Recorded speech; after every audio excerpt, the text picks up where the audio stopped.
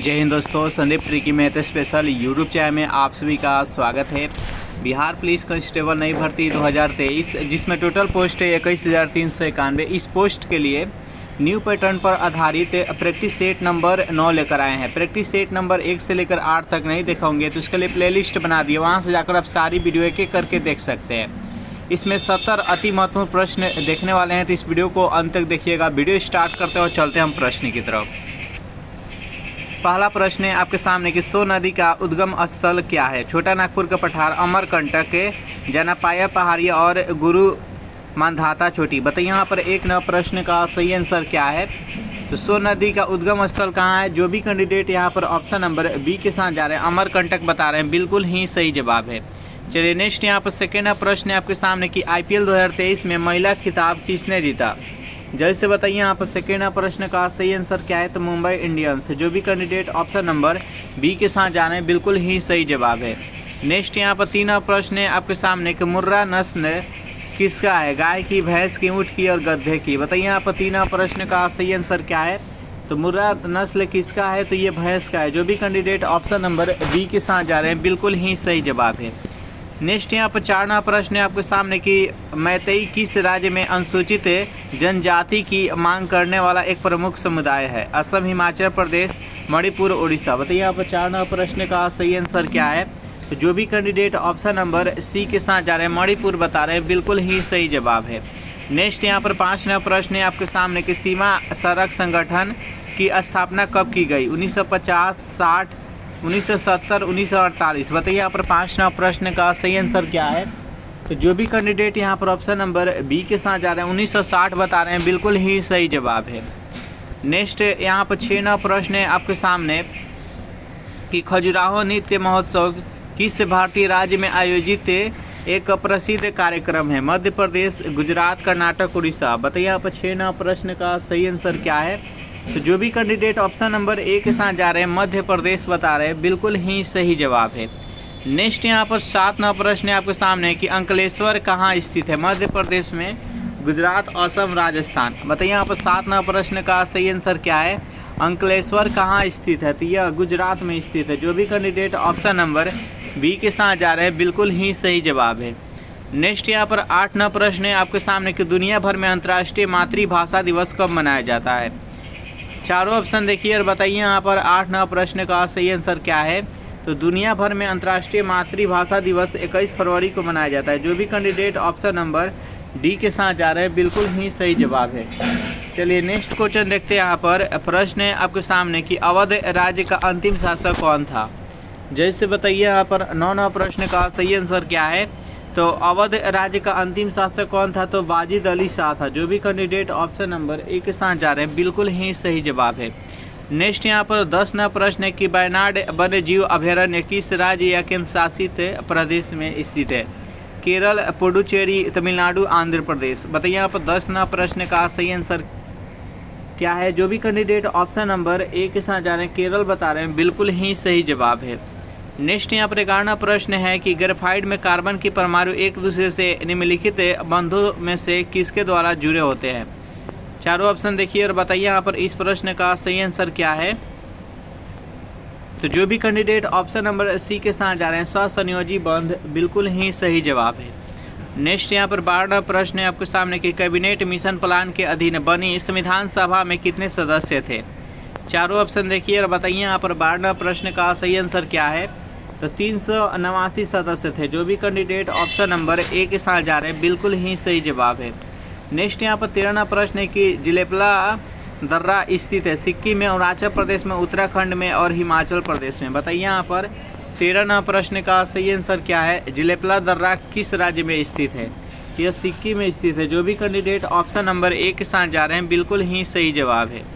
Next यहाँ पर 14वां प्रश्न है आपके सामने कि भारतीय संविधान का प्रथम प्रारूप तैयार किया गया था, किसके द्वारा तैयार किया गया था? जल्दी से बताइए इस प्रश्न का सही आंसर क्या है? तो BN राव के द्वारा तैयार किया गया था। जो भी कैंडिडेट ऑप्शन नंबर बी के साथ जा रहे हैं, बिल्कुल ही सही जवाब है। नेक्स्ट यहाँ पर 15वां प्रश्न है आपके सामने कि मुरलेन राष्ट्रीय पार्क भारत के किस राज्य में स्थित है? नागालैंड में, मिजोरम में, असम में और त्रिपुरा में। बताइए यहाँ पर 15वां प्रश्न का सही आंसर क्या है? तो 15वां प्रश्न का जो भी कैंडिडेट ऑप्शन नंबर बी के साथ जा रहे हैं मिजोरम बता रहे हैं, बिल्कुल ही सही जवाब है। नेक्स्ट यहाँ पर 16वां प्रश्न की भारतीय संविधान सभा की पहली बैठक या अधिवेशन की स्थापना कब की गई थी? चारों ऑप्शन देखिए और बताइए यहाँ पर 16वां प्रश्न का सही आंसर क्या है। भारतीय संविधान सभा की पहली बैठक कब की गई थी? तो 9 दिसंबर 1946 को की गई थी। और उस टाइम अस्थाई इसका अध्यक्ष कौन थे? तो अस्थाई अध्यक्ष थे सच्चिदानंद सिन्हा। और 11 दिसंबर यानी 2 दिन बाद इसका स्थायी अध्यक्ष डॉक्टर राजेंद्र प्रसाद बने थे। नेक्स्ट यहाँ पर 17वां प्रश्न की गांधी इरविन समझौता किस वर्ष हुआ था? चारों ऑप्शन देखिए और बताइए यहाँ पर 17वां प्रश्न का सही आंसर क्या है। तो गांधी इरविन समझौता 1931 में हुआ था। जो भी कैंडिडेट ऑप्शन नंबर सी के साथ जा रहे हैं, बिल्कुल ही सही जवाब है। नेक्स्ट यहाँ पर 18वां प्रश्न है आपके सामने कि संविधान सभा के संवैधानिक सलाहकार कौन थे? तो BN राव जो बोलते हैं उसका पूरा नाम हो जाएगा बेनेगल नरसिंह राव। इसका राइट आंसर है ऑप्शन नंबर डी। नेक्स्ट यहाँ पर 19वां प्रश्न है आपके सामने कि पानीपत का तृतीय युद्ध किसके बीच लड़ा गया था? चारों ऑप्शन देखिए और बताइए यहाँ पर इस प्रश्न का सही आंसर क्या है। तो देखिए पानीपत का जो तीसरा युद्ध हुआ था वो 1761 ईस्वी में हुआ था और ये अफगान और मराठा के बीच में लड़ा गया था। इसका राइट आंसर है ऑप्शन नंबर डी। पानीपत का प्रथम युद्ध 1526 ईस्वी में बाबर तथा इब्राहिम लोदी के बीच में लड़ा गया था। पानीपत का द्वितीय युद्ध 1556 ईस्वी में अकबर तथा हेमू के बीच में लड़ा गया था। नेक्स्ट यहाँ पर 20वां प्रश्न है आपके सामने कि लघु परिपथन के समय परिपथ का विद्युत धारा कमान में क्या परिवर्तन होता है? जल्दी से बताइए यहाँ पर लघु पथन के समय में विद्युत धारा की गति में क्या परिवर्तन आता है? तो बहुत ही ज़्यादा बढ़ जाता है। इसका राइट आंसर है ऑप्शन नंबर ए। सेशन आप लोग को अच्छा लग रहा है तो वीडियो को लाइक कर दीजिए, अपने दोस्तों के पास शेयर कर दीजिए। जो भी कैंडिडेट अभी तक इस चैनल को सब्सक्राइब नहीं किए होंगे तो जल्दी से चैनल को सब्सक्राइब कर लीजिए। नेक्स्ट यहाँ पर 21वां प्रश्न है आपके सामने निम्नलिखित में से किस वर्ष प्लूटो को उसकी पूर्व में ग्रह की पद स्थिति से पदोन्नत किया गया? जैसे बताइए यहाँ पर इस प्रश्न का सही आंसर क्या है। पहले प्लूटो को ग्रह के कैटेगरी में रखा गया था, यानी पहले 9 ग्रह था, लेकिन इसको 2006 में ग्रह से निकाल दिया गया क्योंकि यह अपने कक्षा में चक्कर लगाते लगाते ये दूसरे ग्रह के भी कक्षा में चला जाता था। इसका कक्षा निश्चित नहीं था, जिसके कारण इसको ग्रह के कैटेगरी से हटा दिया गया। इसका राइट आंसर है option number B. Next question देखते हैं यहाँ पर 22वां प्रश्न है आपके सामने कि निम्नलिखित में से कौन सी एक USA की स्थानीय पवन है? चारों ऑप्शन देखिए और बताइए यहाँ पर 22वां प्रश्न का सही आंसर क्या है। तो जो भी कैंडिडेट ऑप्शन नंबर ए के साथ जा रहे हैं चिन्हुक बता रहे हैं, बिल्कुल ही सही जवाब है। नेक्स्ट यहाँ पर 23वां प्रश्न है आपके सामने कि निम्नलिखित में से कौन सा थर्मल पावर प्लांट बिहार में स्थित नहीं है? चारों ऑप्शन देखिए और बताइए यहाँ पर इस प्रश्न का सही आंसर क्या है। निम्नलिखित में से कौन सा थर्मल पावर प्लांट बिहार में स्थित नहीं है? तो जो भी कैंडिडेट ऑप्शन नंबर सी के साथ जरा अररिया बता रहे हैं, बिल्कुल ही सही जवाब है। नेक्स्ट यहाँ पर 24वां प्रश्न है आपके सामने निम्नलिखित में से कौन सी प्रक्रिया ठोस को सीधे वाष्प में परिवर्तन करती है? ऊर्ध्वपातन, निहार, वाष्पीकरण, संघनन। बताइए यहाँ पर 24वां प्रश्न का सही आंसर क्या है। तो ऊर्ध्वपातन प्रक्रिया में ठोस से सीधे गैस में परिवर्तन होता है और गैस से सीधे ठोस में परिवर्तन होता है।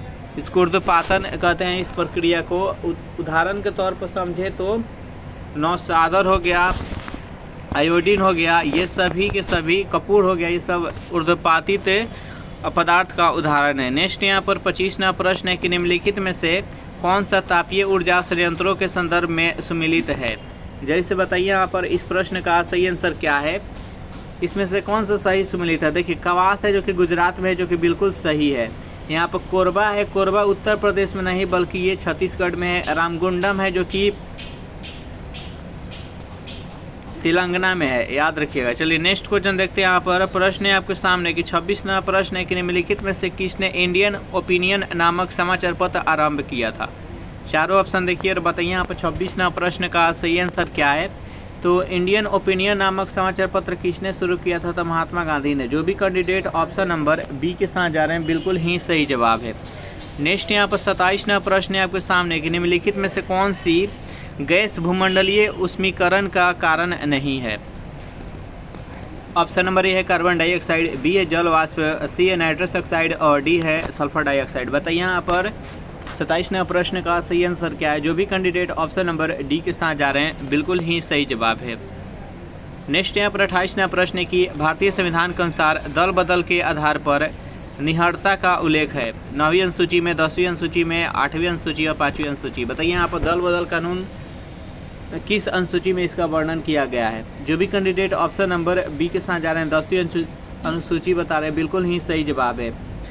देखिए 52वें संविधान संशोधन के तहत 1985 ईस्वी में इसको जोड़ा गया। इसका right answer option number B. Next यहाँ पर 29वां प्रश्न है आपके सामने, निम्नलिखित में से कौन सा फूल का प्रजनन अंग नहीं है? वर्तिकाग्र, वर्तिका, परागकोश और बाह्य दल। बताइए यहाँ पर 29वां प्रश्न का सही आंसर क्या है? निम्नलिखित में से कौन सा फूल का प्रजनन अंग नहीं है? तो बाह्य दल है जो कि इसका प्रजनन अंग नहीं है। इसका राइट आंसर है ऑप्शन नंबर डी। नेक्स्ट यहाँ पर 30वां प्रश्न है कि निमाड़ी एक नस्ल है भेड़ की, बकरी की, गाय की, भैंस की। बताइए यहाँ पर 30वां प्रश्न का सही आंसर क्या है? निमाड़ी किसका एक नस्ल है? तो यह एक गाय की एक नस्ल है। इसका राइट आंसर है ऑप्शन नंबर सी। अगर इस सेशन का आपको पीडीएफ चाहिए तो उसके लिए टेलीग्राम ग्रुप बना दिए, जिसका लिंक इसी वीडियो का नीचे डिस्क्रिप्शन में मिल जाएगा, वहाँ से ज्वाइन करके इसका पीडीएफ डाउनलोड कर सकते हैं। 31वां प्रश्न है, निम्नलिखित में से कौन सी समिति चुनाव सुधारों से संबंधित है? चारों ऑप्शन देखिए और बताइए यहाँ पर इस प्रश्न का सही आंसर क्या है? तो दिनेश गोस्वामी समिति जो है जो कि चुनाव सुधारों से संबंधित है। इसका राइट आंसर ऑप्शन नंबर ए। नेक्स्ट क्वेश्चन देखते हैं यहाँ पर 32वां प्रश्न है कि जैन धर्म के 23वें तीर्थकर कौन थे? जल्दी से बताइए इस प्रश्न का सही आंसर क्या है? तो देखिए जैन धर्म के जो 23वें तीर्थकर थे वो पार्श्वनाथ थे। इसका right answer option number D. देखिए प्रथम तीर्थकर थे वो ऋषभदेव थे, जैन धर्म के संस्थापक माने जाते हैं। वर्धमान थे जो कि 24वें तीर्थकर थे और जैन धर्म के वास्तविक संस्थापक माना जाता है। बौद्ध धर्म के संस्थापक है जो कि गौतम बुद्ध थे। नेक्स्ट यहाँ पर 33वां प्रश्न है आपके सामने कि निम्नलिखित में से कौन सा कथन लोकसभा के उपाध्यक्ष के संदर्भ में सही नहीं है? यहाँ पर चारों ऑप्शन देखिए। पहला है कि वह लोकसभा के ही सदस्य में से चुना जाता है, बिल्कुल सही है। उपाध्यक्ष अपने पद पर लोकसभा के कार्यकाल के दौरान रहता है, सही है। जब अध्यक्ष का पद रिक्त होता है तो उपाध्यक्ष अध्यक्ष के रूप में कार्य करता है, ये भी सही है। डी है कि जब उपाध्यक्ष लोकसभा के पीठासीन अधिकारी होता है तब वह प्रथम मत दे सकता है, जो कि गलत है। इसका राइट आंसर है ऑप्शन नंबर डी। नेक्स्ट यहाँ पर 34वां प्रश्न है आपके सामने कि निम्नलिखित में से सन 1919 में कौन सी घटना की वजह से रविन्द्रनाथ टैगोर ने अपनी नाइटहुड की उपाधि है जो कि वापस से कर दी थी? खिलाफत आंदोलन, असहयोग आंदोलन, जलियांवाला बाग हत्याकांड और रॉलेट एक्ट। बताइए यहाँ पर 34वां प्रश्न का सही आंसर क्या है? तो 13 अप्रैल 1919 को जो जलियांवाला बाग हत्याकांड हुआ था, इसी के कारण से रविन्द्रनाथ टैगोर ने अपनी नाइटहुड की उपाधि है जो कि रिटर्न कर दिए थे। इसका राइट आंसर है ऑप्शन नंबर सी। नेक्स्ट यहाँ पर 35वां प्रश्न है कि जागरोस पर्वत स्थित है ईरान में, भारत में, सीरिया में, यमन में। बताइए यहाँ पर 35वां प्रश्न का सही आंसर क्या है? जागरोस पर्वत कहाँ स्थित है? तो ये ईरान में स्थित है। जो भी कैंडिडेट ऑप्शन नंबर ए के साथ जा रहे हैं बिल्कुल ही सही जवाब है। नेक्स्ट यहाँ पर 36वां प्रश्न है आपके सामने कि राज्य विधायिका में धन विधेयक को केवल किसकी पूर्व सिफारिश पर प्रस्तुत किया जा सकता है? राष्ट्रपति, मुख्यमंत्री, राज्यपाल और अध्यक्ष। बताइए यहाँ पर राज्य विधायिका की बात की जा रही है, तो राज्य की अगर बात की जाए तो राज्यपाल। इसका राइट आंसर है ऑप्शन नंबर सी। नेक्स्ट यहाँ पर 37वां प्रश्न है आपके सामने, निम्नलिखित में से कौन सी नृत्य शैली केरल से संबंधित नहीं है? भरतनाट्यम, कथकली, मोहिनी अट्टम और कुडियाट्टम। बताइए यहाँ पर 37वां प्रश्न का सही आंसर क्या है? तो देखिए जो भरतनाट्यम है ये है तमिलनाडु का है, कथकली, मोहिनी अट्टम, कुडियाट्टम इस सभी के सभी केरल का है लोक नृत्य, शास्त्रीय नृत्य। इस प्रश्न का जो सही आंसर है ऑप्शन नंबर ए हो जाएगा। नेक्स्ट क्वेश्चन है यहाँ पर 38वां प्रश्न है आपके सामने कि GDKP यानी सकल घरेलू ज्ञान उत्पाद शब्द के खोजकर्ता कौन थे? चारों ऑप्शन देखिए और बताइए यहाँ पर 38वां प्रश्न का सही आंसर क्या है? तो इसका right answer option number A Umberto Sulpasso. इसका right answer option number A हो जाएगा। नेक्स्ट यहाँ पर 39वां प्रश्न है आपके सामने, निम्नलिखित में से किस मुगल बादशाह के द्वारा बुरहान उल मुल्क की उपाधि प्रदान की गई? जल्दी से बताइए यहाँ पर इस प्रश्न का सही आंसर क्या है? तो शहादत अली खान जो थे इनको बुरहान ने उल मुल्क की उपाधि प्रदान की गई थी और ये अवध का प्रथम नवाब थे। इस प्रश्न का राइट आंसर है ऑप्शन नंबर ए। नेक्स्ट यहाँ पर 40वां प्रश्न है आपके सामने कि वार्षिक वैश्विक प्रतिस्पर्धा सूचकांक किसके द्वारा जारी किया जाता है? चारों ऑप्शन देखिए और बताइए यहाँ पर इस प्रश्न का सही आंसर क्या है? तो विश्व आर्थिक मंच के द्वारा। इसका राइट आंसर है ऑप्शन नंबर सी।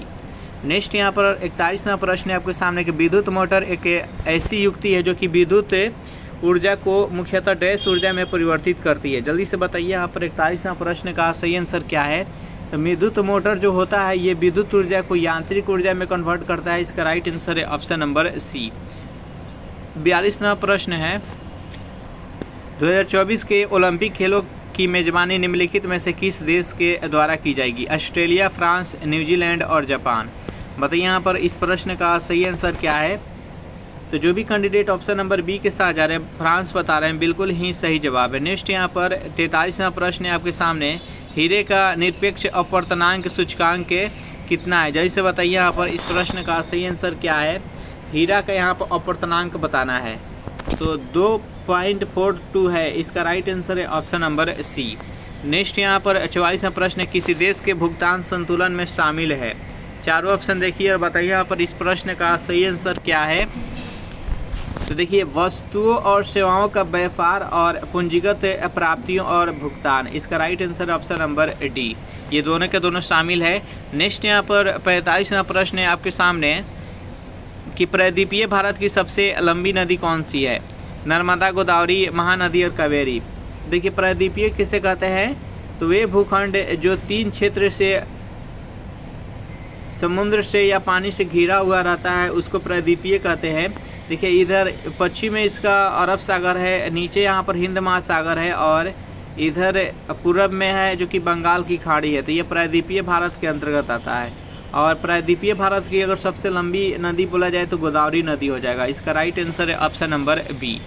नेक्स्ट यहाँ पर 46वां प्रश्न है आपके सामने कि राज्यसभा धन विधेयक को कितने दिनों के लिए लंबित कर सकती है। 2 दिन, 15 दिन, 30 दिन और 14 दिन। बताइए यहाँ पर 46वां प्रश्न का सही आंसर क्या है।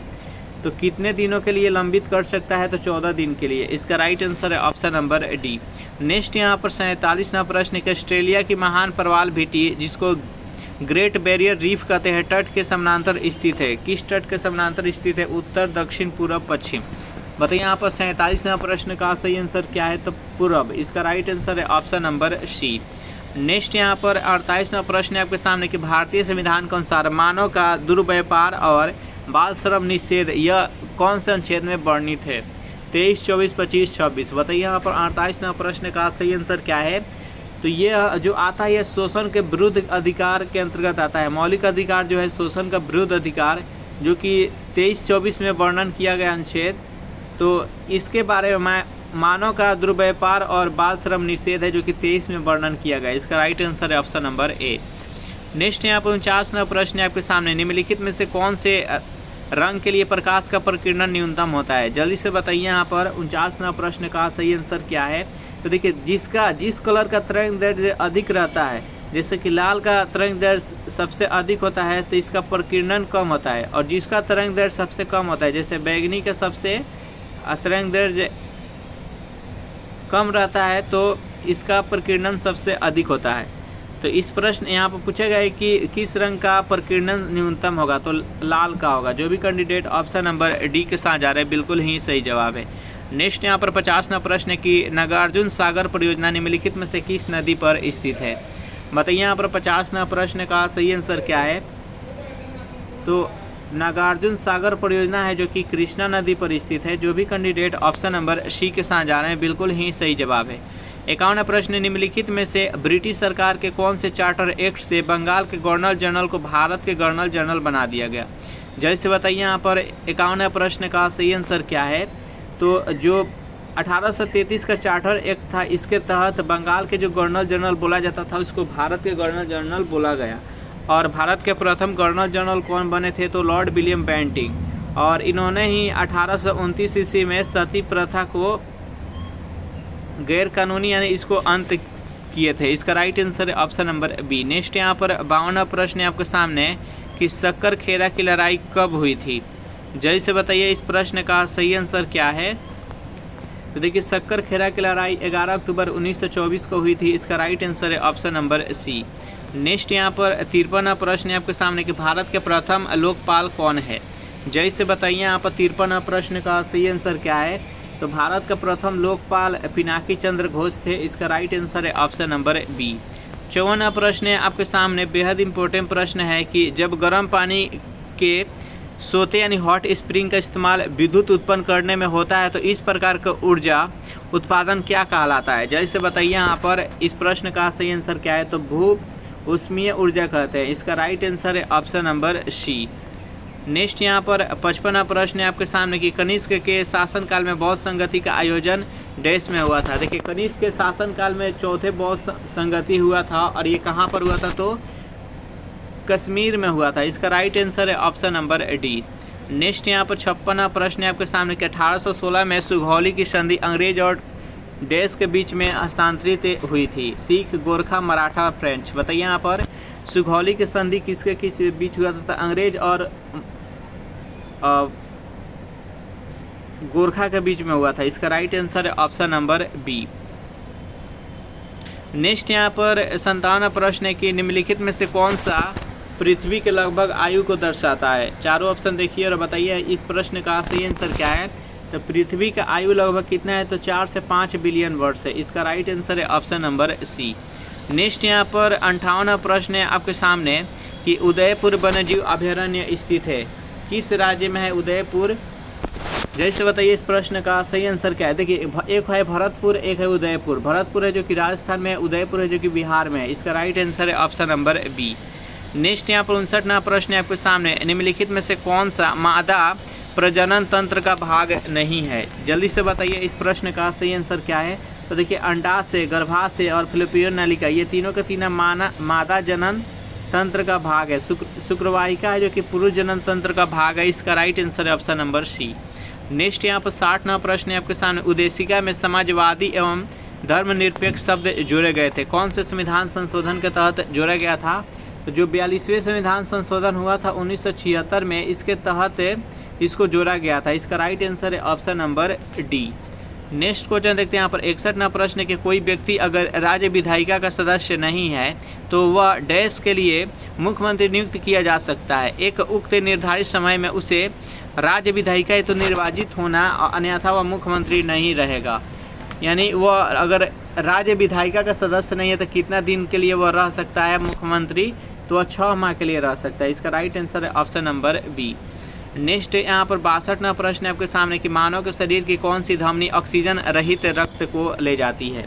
जैसे बताइए यहाँ पर जिसमें ऑक्सीजन नहीं रहता है, जैसे बताइए तो फुफ्फुस धमनी का ये काम है। ये अपवाद होता है, धमनी हमेशा शुद्ध रक्त को ले जाता है, लेकिन ये है जो कि अशुद्ध रक्त को ले जाता है। इसका राइट आंसर है ऑप्शन नंबर सी। नेक्स्ट यहाँ पर 63वां प्रश्न है कि निम्नलिखित में से कौन सा तीसरे तीर्थकर थे? देखिए प्रथम जैन धर्म के प्रथम तीर्थकर ऋषभदेव थे, दूसरे तीर्थकर थे जो कि अजीतनाथ थे, तीसरे थे जो कि संभवनाथ थे। यहाँ पर तीसरा पूछा गया तो संभवनाथ हो जाएगा।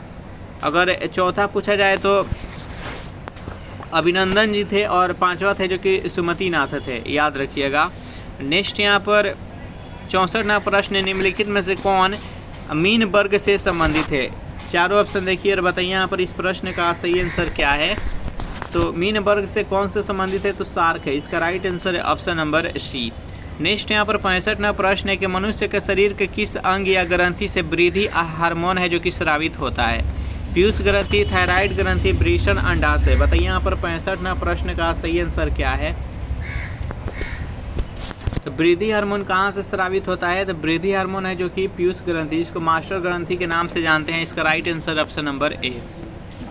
66वां प्रश्न है कि एशिया और उत्तरी अमेरिका को अलग करने वाली जलडमरू मध्य का नाम क्या है? जल्दी से बताइए इस प्रश्न का सही आंसर क्या है। तो देखिए जो एशिया और उत्तरी अमेरिका के बीच जलडमरू मध्य है वह है जो कि बेरिंग जलडमरू मध्य है। इसका राइट आंसर है ऑप्शन नंबर सी। नेक्स्ट यहाँ पर 67वां प्रश्न है कि भारत ने राष्ट्रीय मतदाता दिवस निम्नलिखित में से किस दिन मनाया? जैसे बताइए इस प्रश्न का सही आंसर क्या है। राष्ट्रीय मतदाता दिवस भारत में कब मनाया जाता है? तो 25 जनवरी को। इसका राइट आंसर है ऑप्शन नंबर बी। 68वां प्रश्न है आपके सामने कि निम्नलिखित में से किसे भारत के सर्वोच्च नागरिक के पुरस्कार भारत रत्न से सम्मानित नहीं किया गया है? देखिए प्रणब मुखर्जी, भूपेन हजारिका और नानाजी देशमुख, ये तीनों आदमी को भारत रत्न मिला गया है, दीनदयाल उपाध्याय को नहीं मिला। इसका राइट आंसर है ऑप्शन नंबर सी। 69वां प्रश्न है कि भारत में विधि निर्माणी सर्वोच्च निकाय क्या है? जैसे बताइए इस प्रश्न का सही आंसर क्या है। तो संसद है। इसका राइट आंसर है ऑप्शन नंबर ए। नेक्स्ट यहाँ पर 70वां प्रश्न है कि वर्तमान में पटना उच्च न्यायालय के मुख्य न्यायाधीश कौन है। चारों ऑप्शन देखिए, बताइए यहाँ पर इस प्रश्न का सही आंसर क्या है। तो वर्तमान में पटना उच्च न्यायालय के मुख्य न्यायाधीश कौन है, तो विनोद चंद्रन है। इसका राइट आंसर है ऑप्शन नंबर बी। इस प्रकार से सेशन यहीं पर समाप्त हो रहा है। सेशन आप लोगों को कैसा लगा जरूर कमेंट करके बताइएगा। सेशन आप लोग को अच्छा लगा हो तो वीडियो को लाइक कर दीजिए, अपने दोस्तों के पास शेयर कर दीजिए। जो भी कैंडिडेट अभी तक इस चैनल को सब्सक्राइब नहीं किए होंगे तो चैनल को फटाफट सब्सक्राइब कर लें। Thanks for watching this video. मिलते हैं नेक्स्ट वीडियो में।